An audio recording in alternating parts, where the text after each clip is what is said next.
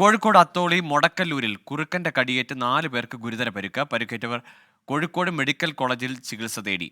രാഹുൽ സുരേഷ് ഉണ്ട് വിവരങ്ങളുമായി കോഴിക്കോട് നിന്ന്. രാഹുൽ, എവിടെ വെച്ചാണ് ഇവരെ ഈ കുറുക്കൻ ആക്രമിക്കുന്നത്? പരിക്ക് ഉള്ളതാണോ?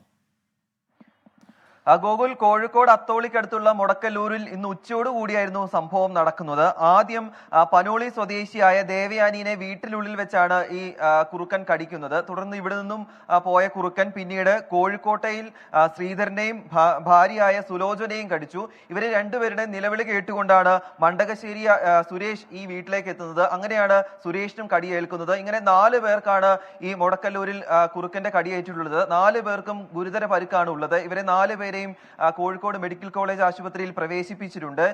ഈ കുറുക്കനെ നാട്ടുകാർ തന്നെ തല്ലിക്കൊല്ലുകയായിരുന്നു. ഈ വയലിൽ വെച്ച് കുറുക്കനെ ചത്ത നിലയിൽ ഇന്ന് വൈകിട്ടോടുകൂടി കണ്ടെത്തിയിട്ടുണ്ട്. ഇതിനെ പോസ്റ്റ്മോർട്ടം ഉൾപ്പെടെ നടത്തണം, എങ്കിൽ മാത്രമേ പേവിഷബാധ കുറുക്കനുണ്ടോ എന്ന കാര്യത്തിൽ ഒരു വ്യക്തത വരികയുള്ളൂ. എന്തായാലും 4 പേരും കോഴിക്കോട് മെഡിക്കൽ കോളേജ് ആശുപത്രിയിൽ ചികിത്സയിലാണ്. ഗോകുൽ, കോഴിക്കോടാണ് മൊടക്കല്ലൂരിൽ, അത്തോളിക്കടുത്ത് മൊടക്കല്ലൂരിൽ കുറുക്കന്റെ കടിയേറ്റ് 4 പേർക്ക് ഗുരുതരമായി പരിക്കേറ്റത്. ഇവരെ കോഴിക്കോട് മെഡിക്കൽ കോളേജിലാണ് ചികിത്സയിൽ പ്രവേശിപ്പിച്ചിരിക്കുന്നത്. രാഹുൽ സുരേഷാണ് വിവരങ്ങൾ നൽകിയത്.